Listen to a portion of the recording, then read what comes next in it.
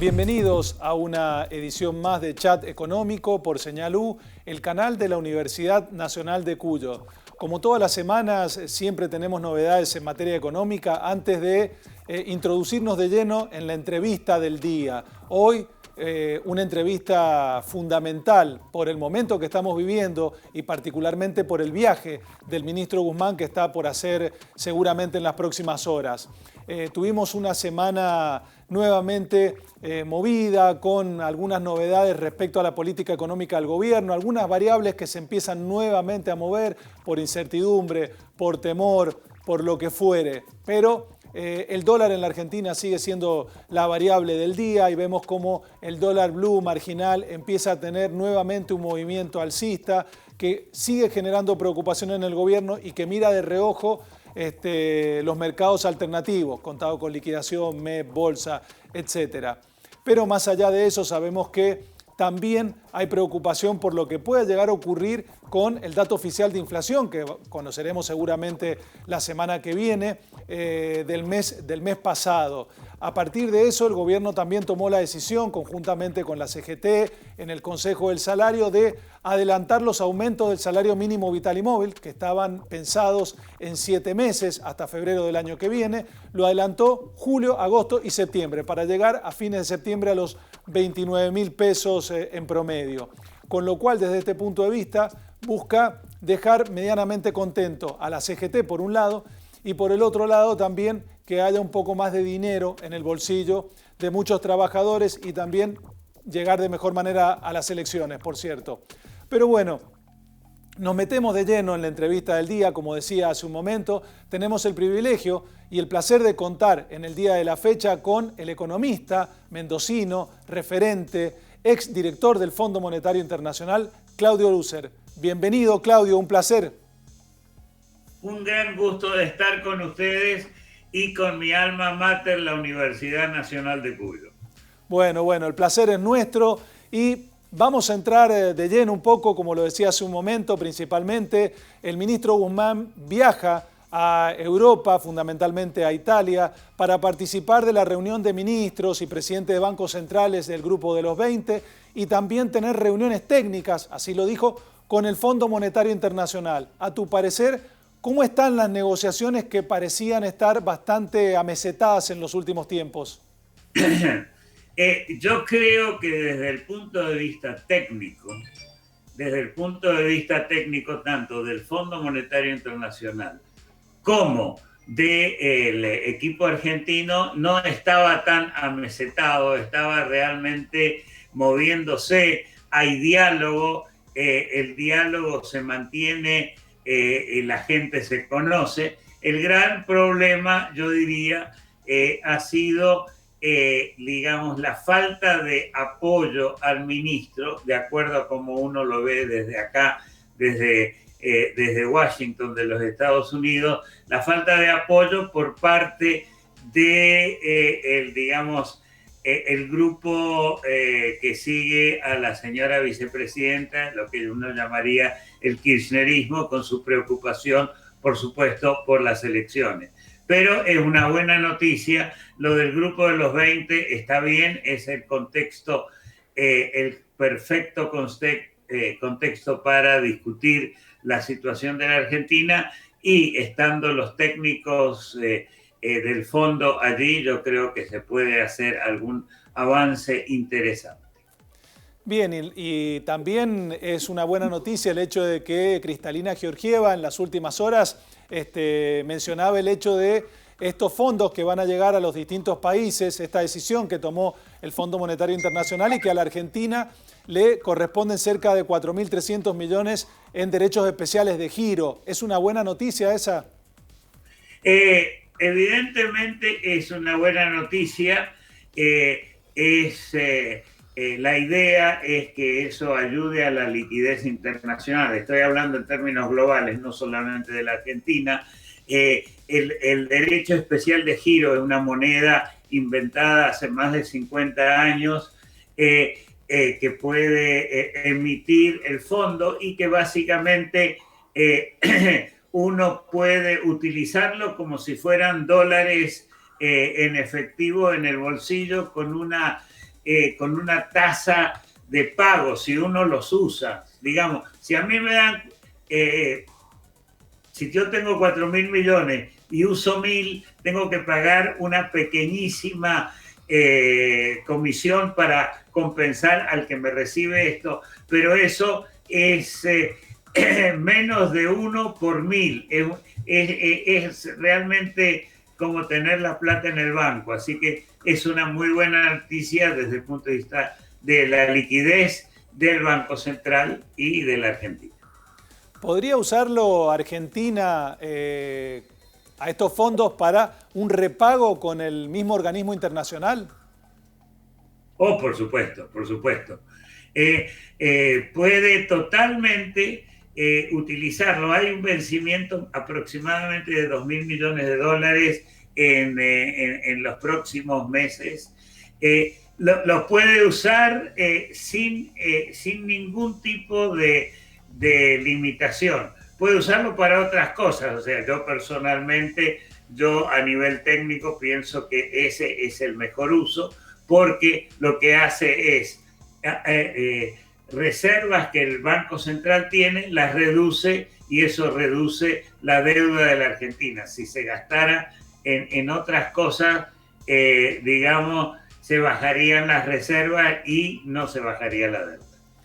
Sabiendo que el dinero es fungible y en poco con lo que mencionabas al principio de la entrevista, el ala dura del gobierno en el Congreso de la Nación intentó ponerle un corsé a estos fondos que llegarían de derechos especiales de giro, imponiéndole al ministro Guzmán que esos fondos sean utilizados pura y exclusivamente para políticas sociales del gobierno nacional. Pero está claro que sigue siendo una puja interna que hay dentro del propio gobierno contra el ministro. Exactamente. Yo no diría dentro del Poder Ejecutivo, pero ciertamente desde el Congreso y de las fuerzas digamos, de la ala dura. El dinero es fungible, por supuesto. Yo diría que es una pena si se gasta en este momento eso para dar mayor o dar más espacio al gasto social, aunque estoy muy de acuerdo en el gasto social, dada la situación compleja de la Argentina en este momento y la importancia que tiene o negociar directamente con el fondo o ir pagando algunas de las deudas que existen, porque las consecuencias de no pagar y entrar en atrasos con el Fondo Monetario serían muy complejas desde el punto de vista financiero para la Argentina. Bien, y antes de entrar en el segundo bloque, antes de entrar en la pregunta que continuaba, que tenía que ver básicamente con el Club de París, es decir, saltamos de un organismo internacional a otro. La voy a dejar pendiente y es si realmente hizo bien la Argentina en dar este gesto en estos casi 400 millones que va a pagar la Argentina para poder tener más plazo hasta marzo del año que viene. Vamos a un brevísimo corte y continuamos con Claudio Lucer.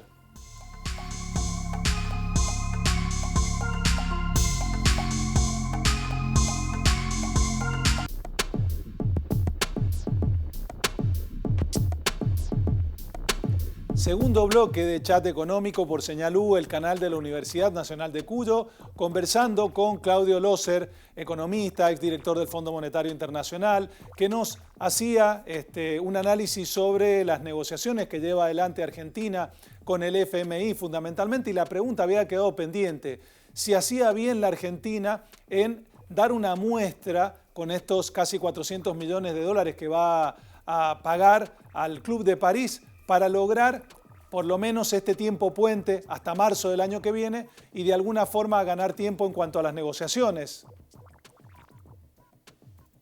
Bien, respecto de eso, tenemos que entender que el Club de París es una organización informal. Quiero dejar claro algo interesante históricamente. El Club de París fue inventado en 1956 para manejar los problemas de la deuda externa de la Argentina. en esa época ya tenía problemas, bueno, no solamente ahí, tenía problemas de deuda muy, muy importantes, y entonces empezó a funcionar este club. Así que estamos volviendo como fundadores, pero siempre por el lado de los deudores. El Club de París está formado por los principales miembros del Fondo Monetario, quizá excluyendo hoy en día a la China, aunque la China coopera bastante en esto. Y yo creo que mostrar la buena voluntad para la negociación.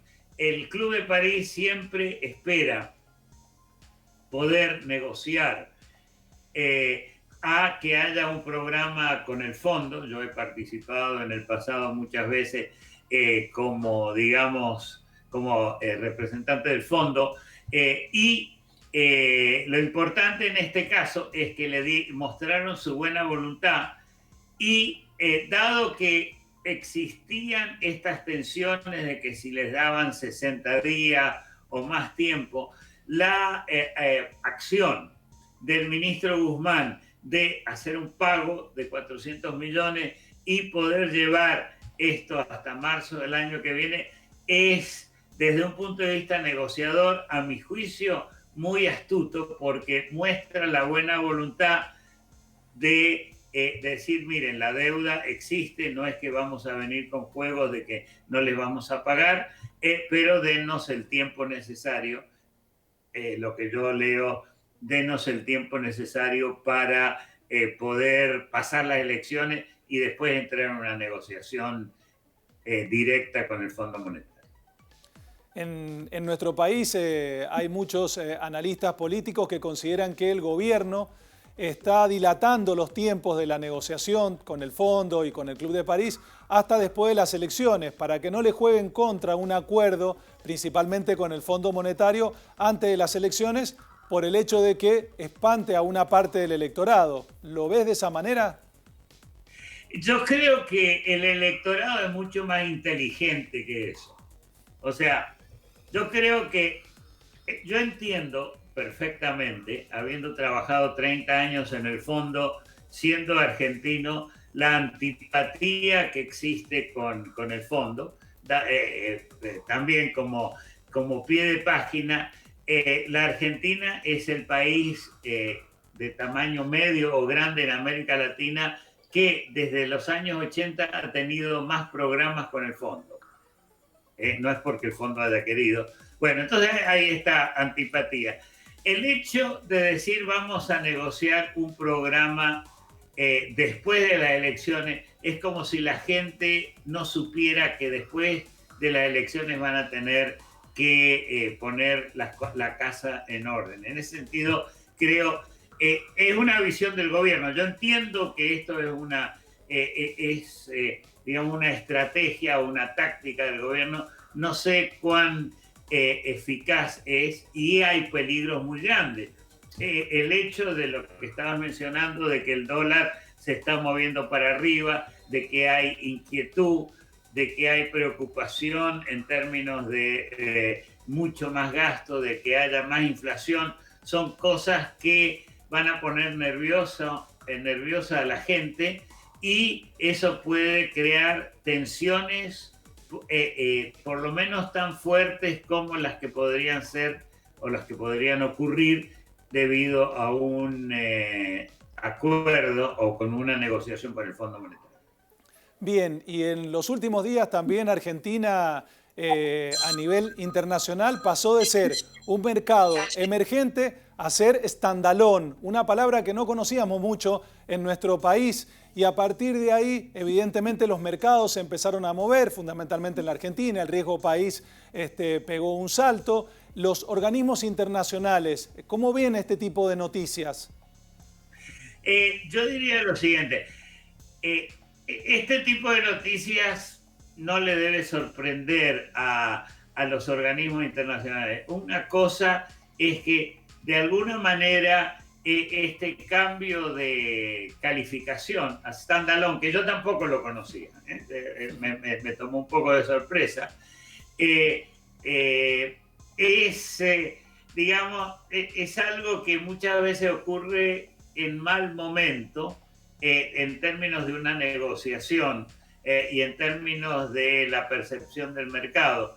Cuando puede haber, por ejemplo, alguna indicación de que se está trabajando y se está tratando de encontrar una solución, pero estas entidades, por supuesto, dan su calificación basado en lo que ha estado ocurriendo. O sea, es correcta esta modificación de la calificación. Es lamentable que haya ocurrido en este momento, pero al Fondo Monetario como tal, o al Banco Mundial, o al Club de París, esto no le afecta en su voluntad negociadora. Sí, porque las negociaciones vienen desde hace un tiempo. Además, Argentina había sido apercibida de que si no tomaba medidas al respecto, si no seguía con regulaciones, controles, imposiciones y demás, iba a terminar descendiendo un poco de este escalón en donde estaba. Muchos esperábamos que bajara a frontera, o fronterizo, y lamentablemente descendió otra categoría más a la altura de Zimbabue, Trinidad y Tobago y demás. Pero antes de entrar en el tercer... Sí. Me llamó la atención, porque está Trinidad y Tobago, que tiene su problema. Trinidad en realidad es un país muy, con un nivel de ingreso per cápita igual o superior al de la Argentina. O sea, no es un paisito, sí. No es un paisito en términos, ciertamente en el Caribe, pero también tiene este tipo de dificultades. Y es muy lamentable, es una categoría que es realmente triste que se esté, por supuesto. Totalmente, totalmente. Y antes de entrar en el tercer y último bloque, voy a dejar una pregunta pendiente para que nos digas en el último bloque cómo ves económicamente la Argentina en los próximos meses. ¿Cómo podrá llegar Argentina económicamente a las elecciones? Si el gobierno tiene margen de maniobra o no, si lo dejarán al ministro de Economía. Y muchos también ya avisoran un dólar a 200 a fin de año. Vamos a una breve pausa y continuamos en Chat Económico.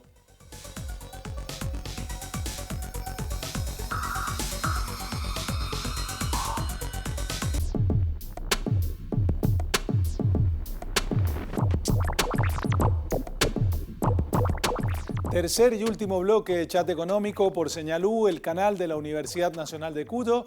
Y había quedado pendiente la pregunta a Claudio Loser de cómo ve la economía argentina para lo que queda del año, cómo llegaríamos económicamente o cómo se puede llegar a las elecciones y si realmente hay margen de maniobra.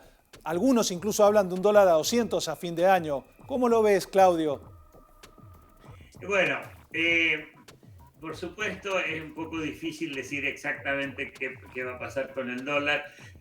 Con las medidas, digamos, con el continuo déficit fiscal, con este anuncio preelectoral de adelantar digamos, el ajuste salarial, etcétera, etcétera, que puede ser comprensible, totalmente comprensible en términos de la posición política. Eso puede poner, digamos, fuego a la inflación y no me sorprendería que el dólar, por lo menos el dólar blue, podría llegar de los 160, 170 que está ahora a 200, es 15%, no es un porcentaje tan grande. O sea, yo ciertamente no lo descarto. Pongámoslo ahora en términos de la situación económica de la Argentina.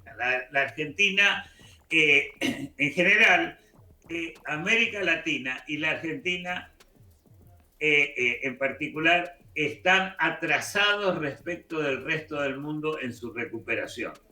Puede ser que África en este momento esté en una situación que se está empeorando, pero ciertamente si miramos los dos grandes motores de China, que ya regularizó su situación, los Estados Unidos, que se piensa que va a crecer 7% este año y que le va a permitir estar muy por encima del año 19, antes de la pandemia, e incluso los países europeos están mejorando. La Argentina, que tuvo una caída muy fuerte, no va a recuperarse totalmente este año. Hay alguna recuperación, pero por supuesto afectada por los cierres y de alguna manera el hecho de que la política antipandemia ha sido un poco errática, por lo menos vista desde afuera, y eso hace que se piensa que la Argentina, para una recuperación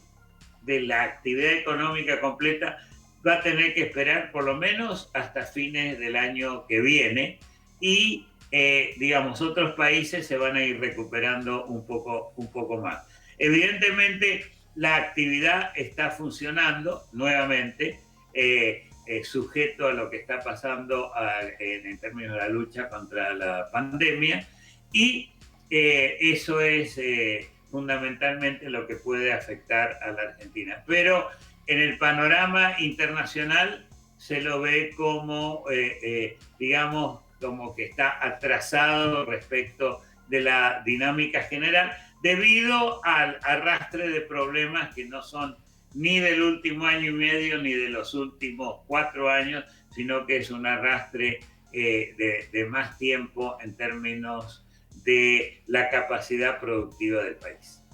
Cuando uno ve la política económica por parte del gobierno con controles cambiarios, cepos, acuerdos de precios, etcétera, congelamientos, como el caso de tarifas de servicios públicos y combustibles, uno no puede dejar de hacer paralelismos con el pasado en la política económica reciente, y uno mira mucha similitud entre algunas políticas actuales y algunas políticas de la época de Celestino Rodrigo. ¿Es tan así?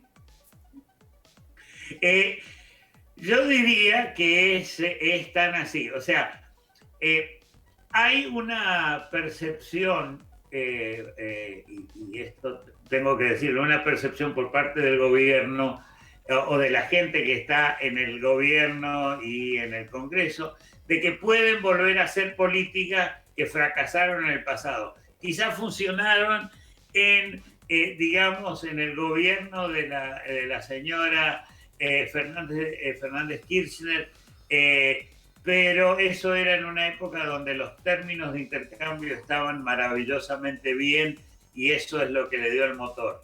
Entonces acá están tratando de hacer eso. Todas esas restricciones son terribles desde el punto de vista económico y pueden llevar, a mi juicio, a un nivel de pobreza mayor de lo que uno podría esperar, y ciertamente yendo en contra de la intención declarada de las autoridades. Estoy tratando de ser diplomático en lo que digo. Sí, totalmente, totalmente. Un poco lo que decía es por el hecho de algunas políticas que se vienen dando en las últimas semanas, y está claro que a medida que nos vayamos acercando a las elecciones de medio término, políticas de este tipo habrán mucho más. A principio de año el gobierno, incluso en su presupuesto, tiene una estimación inflacionaria para este año del 29%, y así se cerraron la mayoría de las paritarias, pero en los últimos días ya vemos acuerdos de precios acuerdos salariales por arriba del 40%, incluso algunos del 45%, con lo cual los condimentos para que el consumo empiece a mejorar van a traer preocupación a fin de año. Claro, el consumo podrá empezar a mejorar, pero hay también el elemento de costo. Entonces, el elemento inflacionario, aunque lo traten de parar con el cepo, lo traten de parar con todo tipo de controles de precios, va a estar poniendo presión y va a crear situaciones muy parecidas a las que existían ciertamente en los años 70, con mercados paralelos no solamente del dólar, sino de baldosas y materiales de construcción, que es fundamentalmente lo que estábamos hablando.